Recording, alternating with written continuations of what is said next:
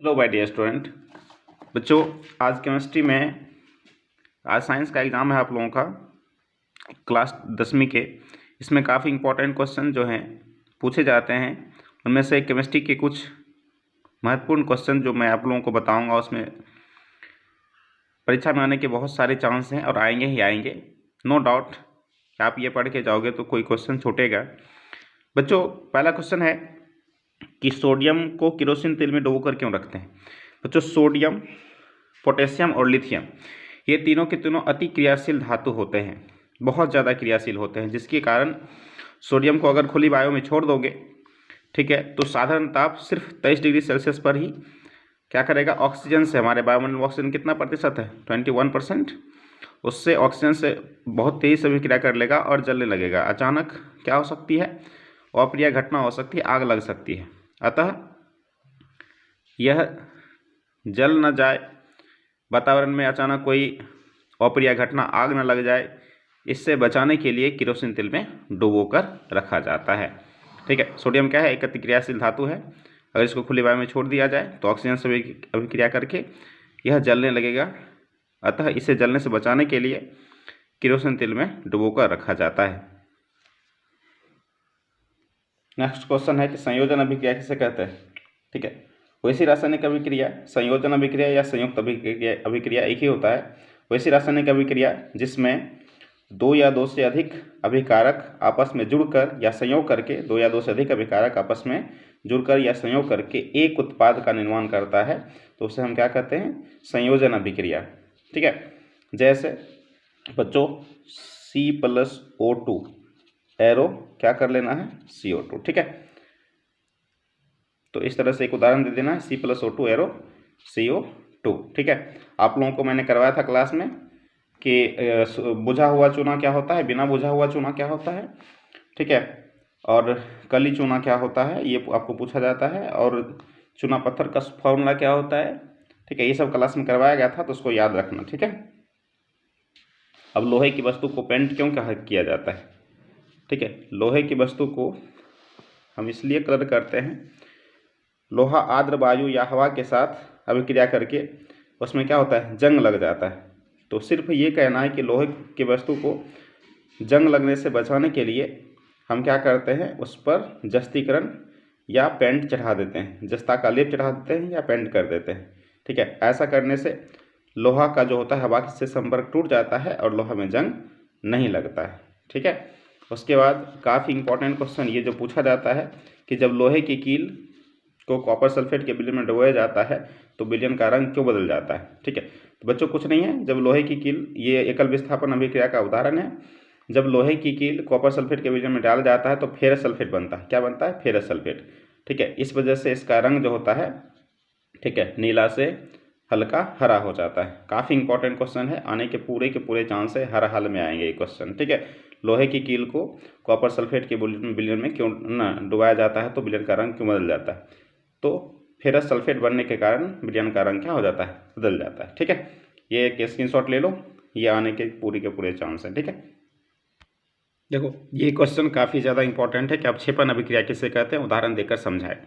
ठीक है, वैसी रासायनिक अभिक्रिया जिसमें प्रतिफल के साथ साथ, ठीक है, एक अघुलनशील पदार्थ अवक्षेप का भी निर्माण होता है। देख लो गौर से, वैसी रासायनिक अभिक्रिया जिसमें दो यौगिक, ठीक है, जल विलय करके, या वैसा रासायनिक अभिक्रिया जिसमें दो या दो से अधिक यौगिक आपस में अभिक्रिया करके प्रतिफल तो बनाते ही हैं, साथ ही साथ क्या करते हैं, अवक्षेप का निर्माण करते हैं, तो उसे हम क्या कहते हैं, अवक्षेपण अभिक्रिया कहते हैं। और अवक्षेपण अभिक्रिया में ये जो अवक्षेप होता है अघुलनशील ठोस पदार्थ होता है। तो ये एक उदाहरण याद रखोगे और ये क्वेश्चन बिल्कुल गारंटी के साथ आएगा। ठीक है, इसको देख लोगे। ठीक, ये क्वेश्चन देखो, उदासीनीकरण अभिक्रिया किससे कहते हैं, वैसी रासायनिक अभिक्रिया जिसमें अम्ल और क्षार आपस में अभिक्रिया करके लवण और जल बनाते हैं, इस अभिक्रिया को क्या बोलते हैं, उदासीनीकरण अभिक्रिया बोलते हैं। यह क्वेश्चन काफ़ी ज़्यादा इंपॉर्टेंट है। ठीक है, तो ये अम्ल प्लस क्षार, ठीक है, बनाता क्या है, लवण और जल। अब जानते हो लवण का भी pH मान पक्का-पक्की 7 होता है और जल का भी शुद्ध जल का भी pH मान पक्का-पक्की 7 होता है। एक उदाहरण इसमें से याद रखना है, HCl + NaOH arrow NaCl + H2O। ठीक है, ये काफ़ी ज़्यादा इंपॉर्टेंट क्वेश्चन है। ठीक, उसके बाद ये क्वेश्चन ये क्वेश्चन काफ़ी ज़्यादा इंपॉर्टेंट है। प्रतिस्थापन अभिक्रिया कैसे कहते हैं, उदाहरण देकर समझाएं। वह रासायनिक अभिक्रिया जिसमें एक से अधिक अभिक्रियाशील धातु, जिसमें अधिक क्रियाशील धातु जो होता है, वैसी रासायनिक अभिक्रिया जिसमें अधिक क्रियाशील धातु अपने से कम क्रियाशील धातु को, ठीक है, क्या करता है, यौगिक के विलयन से गलित अवस्था में विस्थापित करता है, तो इससे क्या कहा जाता है, प्रतिस्थापन अभिक्रिया। ठीक है, तो इसका एक स्क्रीनशॉट ले लो, इसको याद करके जाओगे। ठीक है, ये क्वेश्चन बहुत ज़्यादा इंपॉर्टेंट है। ऊष्माक्षेपी और ऊष्माशोषी अभिक्रिया दोनों के दोनों पूछे जाते हैं। ऊष्माशोषी अभिक्रिया और ऊष्माक्षेपी अभिक्रिया दोनों देख के जाओगे। ठीक है, वैसी रासायनिक अभिक्रिया जिसमें, ठीक है, प्रतिक्रिया के फलस्वरूप ऊष्मा का अवशोषण होता है। ठीक है, वैसी रासायनिक अभिक्रिया जिसमें प्रतिफल के साथ साथ ऊष्मा का, या डायरेक्ट बोल दो, वैसे रासायनिक अभिक्रिया जिसमें ऊष्मा का अवशोषण होता है, उसे हम क्या बोलते हैं, ऊष्माशोषी अभिक्रिया कहते हैं। ठीक है, जैसे प्रकाश संश्लेषण लिख दोगे, जैसे प्रकाश संश्लेषण एक ऊष्माशोषी अभिक्रिया है। ठीक है, उसके बाद ये क्वेश्चन आपको बहुत ज़्यादा इंपॉर्टेंट है। ठीक है, कौन सा, ऊष्माक्षेपी और ऊष्माशोषी दोनों। ठीक है, तो ऊष्माक्षेपी वैसी रासायनिक अभिक्रिया जिसमें ऊष्मा प्रतिफल के साथ साथ ऊष्मा उत्पन्न होता है, उसमें ऊष्माशोषी में ऊष्मा का अवशोषण होता है, इसमें ऊष्मा का उत्सर्जन होता है। वैसी रासायनिक अभिक्रिया जिसमें, ठीक है, प्रतिफल के साथ साथ ऊष्मा का उत्सर्जन होता है, उसे हम ऊष्माक्षेपी अभिक्रिया बोलते हैं। ठीक है, जैसे में एक उदाहरण दे दोगे। ठीक है, C+O2 एरो CO2 प्लस ऊर्जा दे दोगे। ठीक है, प्लस ऊर्जा, इसमें राइट साइड में ऊर्जा लिखा जाता है। ठीक है, तो ये देख लो, इसका एक स्क्रीनशॉट ले लो और इस क्वेश्चन को देख के जाओगे। ठीक है, आपको यहाँ पे ये ध्यान रखना है कि कौन कौन सा क्वेश्चन पूछा जाता है, उसको बस एक नज़र से देखना है। ये क्वेश्चन काफ़ी ज़्यादा इंपॉर्टेंट, नीचे देखो 4 नंबर जो दिख रहा है, द्विधर्मी ऑक्साइड। ठीक है, द्विधर्मी या उभयधर्मी ऑक्साइड किसे कहते हैं, परीक्षा में पूछा जाएगा, गारंटी के साथ आ जाएगा। ठीक है, तो इसमें कहोगे वैसी रासायनिक अभिक्रिया जिसमें अम्ल और क्षार दोनों के साथ अभिक्रिया करता है, वह ऑक्साइड जो अम्ल और क्षार दोनों के साथ अभिक्रिया करता है, उसे हम द्विधर्मी ऑक्साइड कहते हैं। कितना सिंपल परिभाषा है। ठीक है, देख लो, वह ऑक्साइड जो, ऑक्साइड की पूछ रहा है ना, ऑक्साइड, तो वह ऑक्साइड जो अम्ल और क्षार दोनों के साथ अभिक्रिया करता है, उसे हम उभयधर्मी ऑक्साइड या द्विधर्मी ऑक्साइड कहते हैं, जैसे Al2O ZnO। ठीक है, स्क्रीनशॉट लो और इसको देख के जाना। ठीक है, ये काफ़ी ज़्यादा इंपॉर्टेंट क्वेश्चन है। प्लास्टर ऑफ पेरिस का सूत्र भी याद रखना। प्लास्टर ऑफ पेरिस का सूत्र क्या होता है, CaSO4 × 12H2O। वहीं जिप्सम का क्या होता है, यहाँ 2H2O होता है। ठीक है, तो प्लास्टर ऑफ पेरिस का फॉर्मूला याद रखना। अब प्लास्टर ऑफ पेरिस जल के साथ अभिक्रिया करता है, तो उसके लिए क्या समीकरण लिखना है, तो कुछ नहीं, प्लास्टर ऑफ पेरिस का सूत्र लिख देना, उसमें जल का सूत्र लिख देना है। ठीक है, 3/2H2O यहाँ पे होना चाहिए, ये लिखा है। उसी बात को ये दूसरे लैंग्वेज में लिखा है, यहाँ पे लिख सकते हो तुम 3/2। ठीक है, 1/2 के बदला में 3/2 लिख देना, और इधर लिख देना जिप्सम का फॉर्मूला, कुछ नहीं है। ठीक है, प्लास्टर ऑफ पेरिस जब जल के साथ अभिक्रिया करता है, तो फिर से वो ठोस जिप्सम में क्या होता है, बदल जाता है। ये काफ़ी ज़्यादा इंपॉर्टेंट क्वेश्चन है। ठीक है, गारंटी के साथ पूछे जाएंगे। ठीक है, इस क्वेश्चन को एक बार देख लेना। प्लास्टर ऑफ पेरिस का जल के साथ अभिक्रिया का रासायनिक समीकरण लिखे। ठीक है, ये जो क्वेश्चन दिख रहा है किण्वन, गारंटी रख लो, नहीं आने का कोई चांस ही नहीं है। ये फिजिक्स बायोलॉजी में पूछा जा सकता है, केमिस्ट्री में भी पूछा जा सकता है। ठीक है, किण्वन प्रक्रिया क्या है। ठीक है, इसमें कौन सी गैस मुक्त होती है। ठीक है, जब बड़े कार्बनिक यौगिक एंजाइम या ईस्ट के सहारे टूटकर छोटे छोटे यौगिक में बदल जाते हैं, परिणत हो जाते हैं, तो ऐसी घटना को किण्वन कहते हैं। ठीक है, और जैसे इसके लिए क्या, ये समीकरण याद रखोगे, समीकरण नहीं दोगे तो नंबर नहीं मिलेगा। ठीक है, तो इसमें एंजाइम है, जाइमेज एंजाइम है, और कहाँ होता है, ईस्ट में होता है। किण्वन कहाँ होता है, ईस्ट में होता है, और ये रासायनिक अभिक्रिया। ठीक है, ये समीकरण दे दोगे। ठीक है, तो क्वेश्चन बन जाएगा, और ये क्वेश्चन गारंटी के साथ आ जाएगा, नहीं आने का कोई चांस ही नहीं है। ठीक है, किण्वन आएगा। ठीक है, जल की अनुपस्थिति में अम्ल का व्यवहार अम्लीय क्यों नहीं होता है, ये क्वेश्चन काफ़ी ज़्यादा इंपॉर्टेंट है, पूछा जाता है। जल की अनुपस्थिति में, ठीक है, जल का विद्युत अपघटन नहीं हो पाता है, जिसके कारण उसमें हाइड्रोजन आयन उत्पन्न नहीं हो पाते हैं, और हाइड्रोजन आयन की अनुपस्थिति के बगैर जल अपना जो गुण है वह दिखा नहीं पाता है। जानते हो ना, अम्ल जो है बच्चे, अम्ल जो है, अम्ल में H+ आयन होता है। जब जल नहीं देंगे तो वो H+ आयन में टूट नहीं पाएगा, और H+ आयन नहीं दिखेगा तब तक अम्ल अपना गुण दर्शा नहीं सकता है। ठीक है, ये क्वेश्चन पिछले स्लाइड पे भी मैंने बताया कि प्लास्टर ऑफ पेरिस जो होता है उसको आर्द्ररोधी बर्तन में क्यों रखना चाहिए, तो वहाँ पे बोला गया था। तो कुछ नहीं, प्लास्टर ऑफ पेरिस जो है ना, वो आर्द्ररोधी बर्तन में नहीं रखोगे तो वो नमी से या फिर जल से, ठीक है, अभिक्रिया करके तुरंत जिप्सम में क्या हो जाएगा, ठोस जिप्सम में बदल जाएगा। इसलिए उसे जिप्सम में बदलने से बचाने के लिए हम क्या करते हैं, उसे नमी रोधी बर्तन या फिर ऐसे बर्तन में रखते हैं जिसमें हवा प्रवेश ना करना चाहिए। ठीक है, तो यही क्वेश्चन है काफ़ी ज़्यादा इंपॉर्टेंट। ठीक, हमारे दैनिक जीवन में पीएच का क्या महत्व है, काफ़ी इंपॉर्टेंट क्वेश्चन है, इसको एक बार देख के जाओगे। तो पीएच का महत्व है कृषि के मृदा का जो पीएच मान है वो पक्का लगभग 7 के आसपास होना चाहिए, तब कृषि अच्छा होता है। दवाई उत्पादन में भी पीएच का महत्व है। जलीय जीवन के संरक्षण में पीएच का महत्व है। ठीक है, और विलयन की क्षमता, अम्लीयता और क्षारीयता जांच करने में भी पीएच का बहुत ज़्यादा योगदान होता है। ये काफ़ी इंपॉर्टेंट क्वेश्चन है। ठीक है, ये क्वेश्चन जो देख रहे हो आप, आयनिक यौगिक के गलनांक और क्वथनांक युक्त उच्च क्यों होते हैं? तो आयनिक यौगिक जो होते हैं दो ना, उसमें जो होता है दो विपरीत आयन से बना होता है, जिसकी वजह से उसमें आकर्षण बल काफ़ी मजबूत होता है, और मजबूत आकर्षण बल को तोड़ने के लिए अत्यधिक क्या देना पड़ता है? ऊष्मीय ऊर्जा, ठीक है, देना पड़ता है, जिसकी वजह से उसका गलनांक और क्वथनांक क्या हो जाता है? उच्च हो जाता है। ये क्वेश्चन 1 नंबर काफ़ी ज़्यादा इंपॉर्टेंट है। उसके बाद हाँ, ये क्वेश्चन काफ़ी ज़्यादा इंपॉर्टेंट है कि दो ऐसे धातु का नाम बताए जो प्रकृति में मुक्त अवस्था में पाया जाता है, सोना और चांदी। ये हाइड्रोजन के नीचे वाला जो भी धातु है, ठीक है, वो प्रकृति में मुक्त अवस्था में पाया जाता है। ठीक है, क्योंकि उसमें जंग उंग लगता नहीं है, वो किसी से भी क्रिया नहीं करता है, कम क्रिया से धातु है। ठीक है, तन्यता और आघात वर्धनता एक बार देख के जाना, काफ़ी ज़्यादा इंपॉर्टेंट है। धातु के 2 गुण हैं, इसको पता ही होगा। तन्यता मतलब धातु को हम क्या कर सकते हैं? तान के तार बनाया जा सकता है, तो इसको इस गुण को हम धातु के इस गुण को हम तन्यता कहते हैं। और 1 ग्राम सोना से 2 किलोमीटर लंबा तार खींच सकते हैं, पता है ना, क्लास में करवाया गया था। आघात वर्धनता, जब धातु को आप पीटते हो तो वो चूर चूर नहीं होकर क्या होता है? छदरा बन जाता है। धातु के इस गुण को हम क्या बोलते हैं? आघात वर्धनता कहते हैं। ठीक है, ध्वनिक, धातु में एक विशेष प्रकार की आवाज़ होती है जिसको हम क्या कहते हैं? ध्वनिक कहते हैं। ठीक है, ये जो क्वेश्चन दिख रहा है आपको 1 से लेके, ठीक है, 4-5 तक, ये काफ़ी ज़्यादा इंपॉर्टेंट है। ठीक है, स्क्रीनशॉट ले लो, इसको एक बार देख के जाना। ठीक है, चलो ये क्वेश्चन काफ़ी ज़्यादा इंपॉर्टेंट है। कमरे के ताप अवस्था में कौन पाया जाता है? धातु में। धातु में पाया जाता है पारा, और अधातु में पाया जाता है ब्रोमीन। ठीक है, चाकू से आसानी से किसको काट सकते हो? चाकू से काट सकते हो सोडियम, पोटेशियम और लिथियम को। ठीक है, उष्मा का सबसे अच्छा चालक कौन होता है?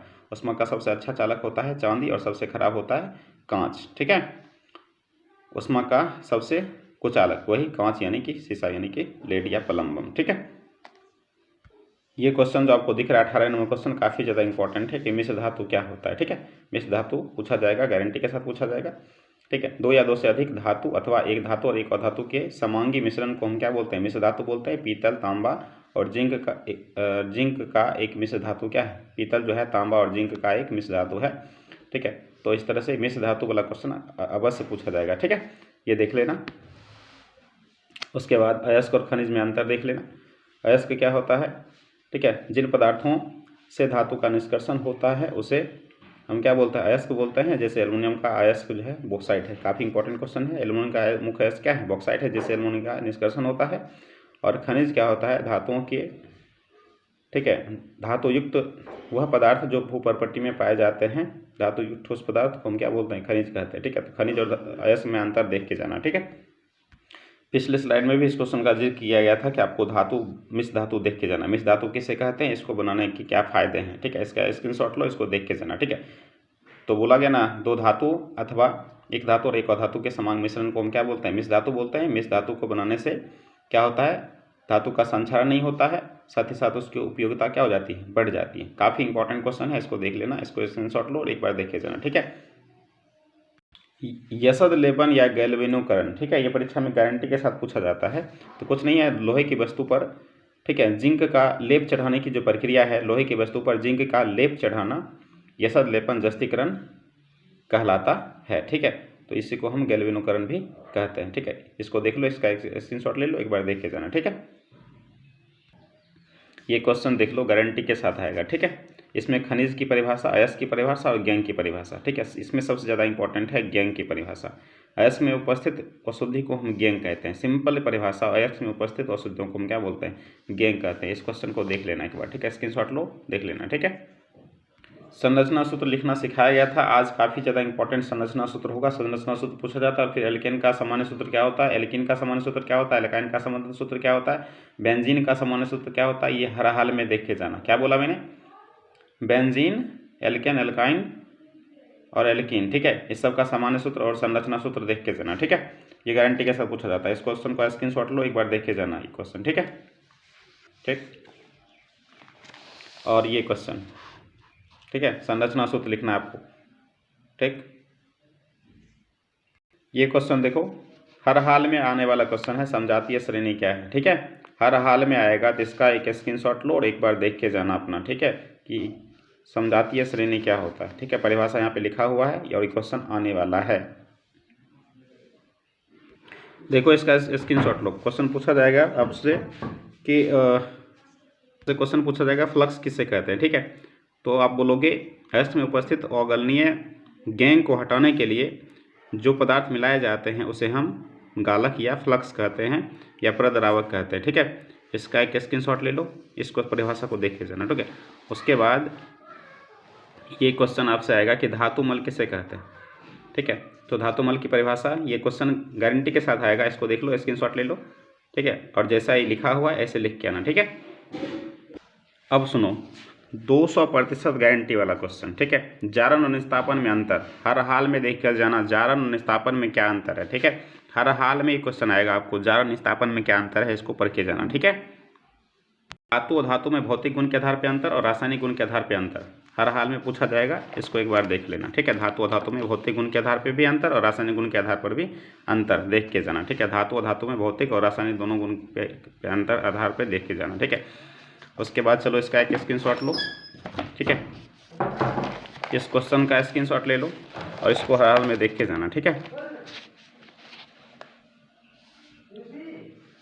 ठीक, इसको देख लो, ये काफ़ी इंपॉर्टेंट है। मिश्र धातु जो है, कौन कौन सा मिश्र धातु में क्या क्या मिक्स होता है, इसको देख लेना, ठीक है। ये मिश्र धातु का घटक वाला है, स्क्रीनशॉट ले लो, देख लेना, ठीक है। इसको देख लो, स्क्रीनशॉट ले लेना, ठीक है। ये क्वेश्चन काफ़ी ज़्यादा इंपॉर्टेंट है, गैंग, फ्लक्स और स्लैग, मुख्य बहुत ज़्यादा इंपॉर्टेंट क्वेश्चन है, ठीक है। प्रयोगशाला में एथेनॉल कैसे बनाते हैं या अल्कोहल कैसे बनाते हैं, ये क्वेश्चन काफ़ी ज़्यादा इंपॉर्टेंट है, ठीक है। इसको जरूर देख के जाना, ठीक है। ले लो, इसका स्क्रीनशॉट ले लो, ठीक है, ले लिया। संतृप्त हाइड्रोकार्बन और संतृप्त हाइड्रोकार्बन में क्या अंतर है, इसको देख के जाना, ठीक है। बहुत ज़्यादा केमिस्ट्री में हो गया, इससे ज़्यादा कहीं नहीं जाएगा क्वेश्चन, फिर भी अगर देखना चाहो तो ये देख लेना, प्रयोगशाला में मीथेन गैस कैसे बनाते हैं, ठीक है। ये क्वेश्चन 5 नंबर में पूछा जाएगा।